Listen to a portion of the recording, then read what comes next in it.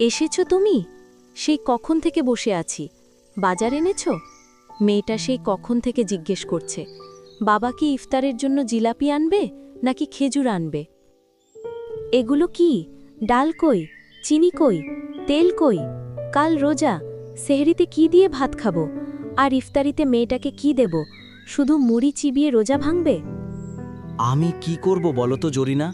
বাজারে আগুন, শিকদার সব জিনিসের দাম দ্বিগুণ করে দিয়েছে। আমি অনেক অনুরোধ করলাম, মাতবর সাহেবকেও বললাম, উনিও শিকদারের পক্ষ নিলেন। বললেন তেল ছাড়াও নাকি চলে। এ কথা বললেন? ওনার ঘরে তো আজ পোলাও কোরমা রান্না হবে। বড়লোকরা কিভাবে বুঝবে পেটের জ্বালা? মেয়েটা বড় হয়েছে, ও রোজা রাখবে। ওর বান্ধবী নদী কত কি খাবে, আমার মেয়েটা কি শুকনো মুড়ি খাবে? চুপ করো জরিনা, আস্তে কথা বলো। মেয়েটা শুনলে কষ্ট পাবে। আল্লাহ যা দিয়েছেন তা দিয়েই রোজা রাখব। গরিবের আবার স্বাদ আহ্লাদ। তুমি এখন খুদ দিয়ে যাও, ভাত রাঁধো আর পোড়া মরিচ ডলবে। কিন্তু সেহেরিতে? সেহরিতে পানি আর ভাত। আল্লাহ যদি তৌফিক দেন, দেখব কাল কিছু জোগাড় করা যায় কিনা। তুমি চোখের পানি মুছো, মেয়েটা যেন না বুঝে। দাঁড়া বকুল, আর হাঁটতে পারছি না। আজকে রোদটা খুব কড়া, গলাটা শুকিয়ে কাঠ হয়ে গেছে।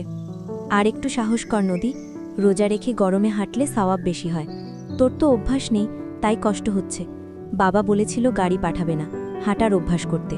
কিন্তু শরীরটা খুব খারাপ লাগছে। মাথাটা কেমন ঘুরছে, মনে হচ্ছে পড়ে যাব এখনই। বলিস কি, তুই তো সত্যি ফ্যাকাশে হয়ে গেছিস। একটা কাজ কর, ওই তো সামনেই আমাদের বাড়ি, তুই বরং আমাদের বারান্দায় একটু জিরিয়ে নিবি। চোখে মুখে পানি দিলে আরাম পাবি। তোর বাড়ি? কিন্তু আমি তো আগে কখনো যাইনি। আন্টি কিছু মনে করবে না তো? আমি তোদের বিরক্ত করব না তো? ধুর বোকা, তুই আমার সবথেকে ভালো বন্ধু। আমার মা তোকে দেখলে অনেক খুশি হবে। আমাদের ঘর ছোট, কিন্তু মন ছোট না। আচ্ছা চল তাহলে।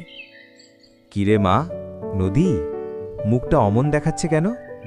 রোজা রেখে বেশি কষ্ট হচ্ছে বুঝি? এসো, ইফতারের সামনে বসো। আজ তোমার পছন্দের সব এনেছি। বাবা, তুমি কি জানো আজ কাকা বাজারের সব জিনিসের দাম বাড়িয়ে দিয়েছে? হ্যাঁ, তা জানি, একটু বেড়ে গেছে। ব্যবসায়ীরা তো রোজার মাস এলেই এমন করে। কেন তুই এসব জানলি কি করে? আর এখন ইফতারের সময় এসব কথা কেন?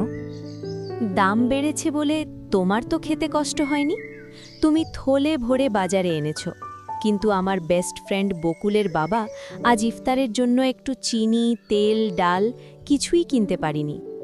কি বলিস মা, বকুলদের এই অবস্থা? হ্যাঁ মা, আমি নিজের কানে শুনে এলাম।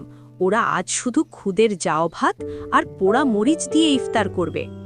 মা, আমি তো আসলে বুঝতে পারিনি বাবুলদের অবস্থা এতটা খারাপ। বাহ, তুমি না বুঝলে হবে। তুমি গ্রামের মাতবর, তোমাকে তো গ্রামের সবার ভালো মন্দ বুঝতে হবে, সবার খোঁজখবর রাখতে হবে। গ্রামের অসাধু সিন্ডিকেট ভাঙা কি তোমার কাজ না?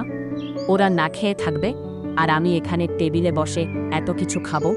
শুনলে তো তোমার মেয়ে আজ তোমাকে কি শিক্ষা দিল? তুমি এত টাকার মালিক হয়ে লাভ কি যদি পাশের বাড়ির মানুষ না খেয়ে থাকে? আমাদের এখনই কিছু করা উচিত।